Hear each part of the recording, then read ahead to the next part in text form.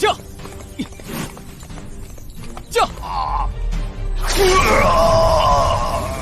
为了天妖屠杀，为了天妖屠杀！蛟龙变。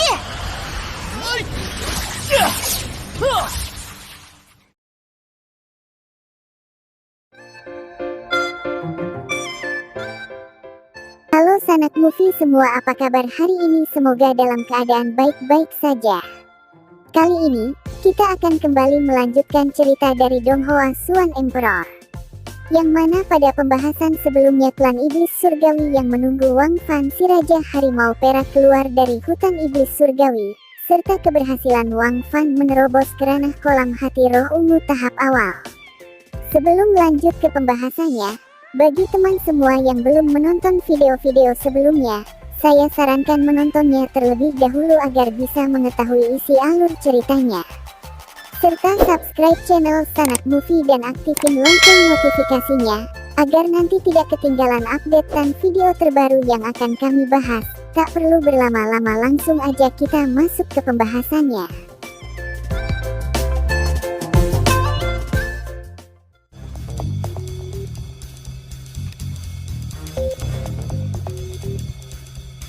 Kita diperlihatkan Wang Fan yang telah berhasil menerobos dan ia ingin kembali ke Akademi Huang Jin, serta ia mengatakan pada Xiao Bai, waktunya sekarang untuk menunjukkan keagungannya sebagai Raja Dewa Iblis.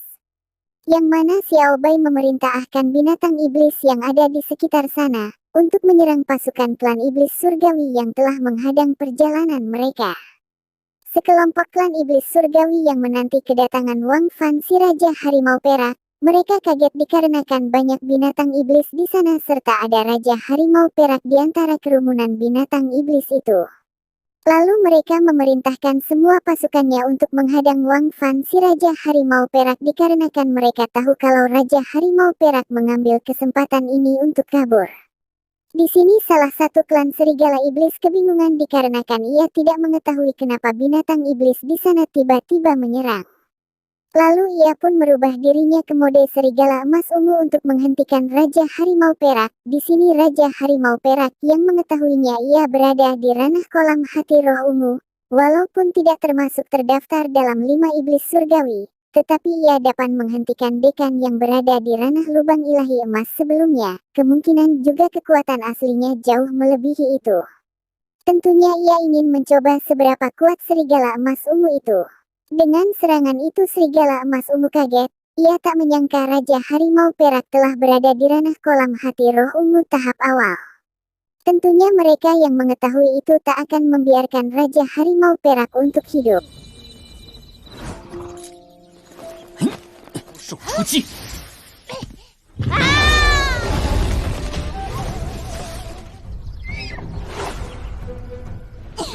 为什么妖兽突然暴动出击了？王，就让我试试你有多强！鹰虎王又突破了！天妖族！ Tempat Yao Wugo ia berniat meninggalkan hutan iblis ini, dan memerintahkan bawahannya untuk pergi ke ngarai besar iblis surgawi. Kembali pada Raja Harimau Perak yang terus-terusan dikejar oleh serigala emas ungu, tentunya dengan kekuatan Raja Harimau Perak dengan satu kali serangan ia langsung dikalahkan. 银虎王，你必你 Bibinya Yao Wugo dan pasukannya juga mengejar Raja Harimau Perak, tetapi mereka tak bisa menandingi kecepatan Sandian Sang Kuda.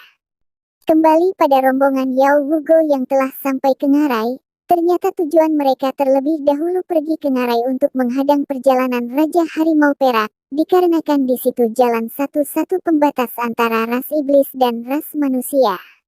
Yao Wugo dan bawahannya langsung menghadang pergerakan Raja Harimau Perak. Nampak di sini ia langsung mengeluarkan keterampilan bela dirinya, yaitu transformasi naga iblis. Tentunya di sini Raja Harimau Perak tak gentar sama sekali, dan terjadi pertarungan antara mereka. Yang mana di sini tentunya Raja Harimau Perak berhasil membuat Yao Wugo kewalahan, serta hampir membunuhnya. Untung saja ia dibantu oleh bawahannya. Di sini juga Raja Harimau Perak tidak terlalu meladeni mereka dan ia malah melanjutkan perjalanannya. 少尊，他来了。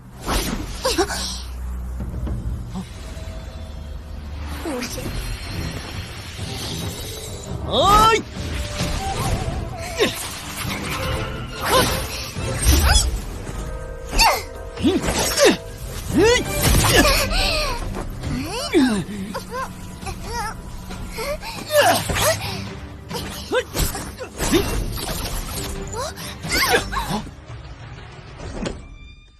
！Yao Hugo yang sangat kesal ingin segera menghabiskan Raja Harimau Perak.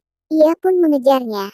Tentunya perjalanan Raja Harimau Perak masih banyak hadangan oleh ras iblis, tetapi ia berhasil menahan semua serangan itu. Dan di sini juga ia bertemu dengan kakek dekan dan murid akademi yang lainnya.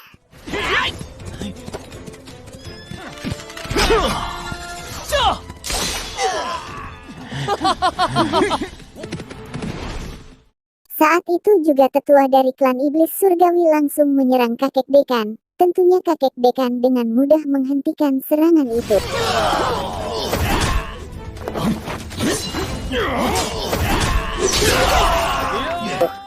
Di sini kakek dekan sangat senang atas kedatangan Wang Fan si Raja Harimau Perak dengan selamat. Klan iblis surgawi pun kembali ingin menyerang.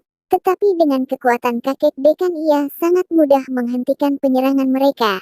Seketika itu kakek dekan menyuruh semua murid akademinya mundur, dikarenakan kalau mereka menyerang, maka klan pedang tirani 9 matahari yang akan mendapat keuntungan. Di sini tetua klan iblis surgawi sangat marah. Ia pun memarahi Yao Hugo yang tidak dapat membunuh Raja Harimau Perak, serta ia dianggap tidak ingin membantu leluhurnya.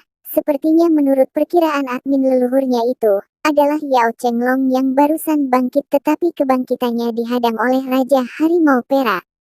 Kembali pada Raja Harimau Perak, ia akan mundur selama 3 tahun di Istana Dewa Perang dikarenakan ia ingin tinggal di tempat kelahirannya, serta ia akan kembali dan tinggal secara pribadi di Istana Dewa Perang.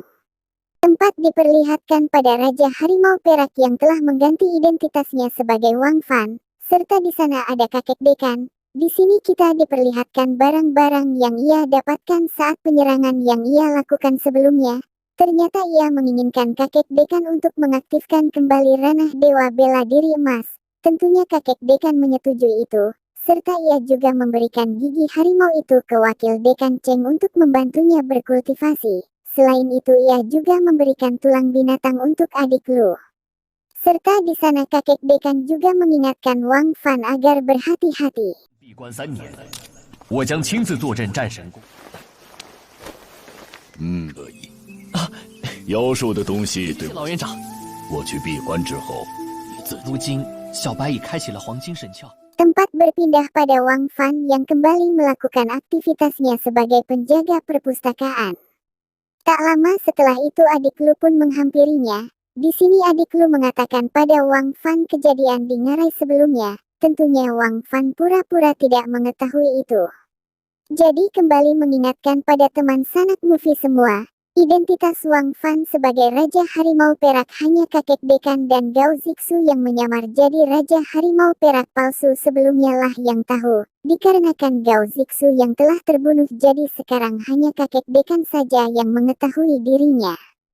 Kembali ke ceritanya, Xie Wentong pun juga datang. Di sini Wang Fan yang membaca buku kaget dikarenakan ia menemukan satu set teknik rahasia tertinggi yang ada dalam buku itu, yaitu metode pembalikan penyempurnaan tulang ilahi yang merupakan teknik rahasia yang berada di pegunungan Dewa Bela Diri.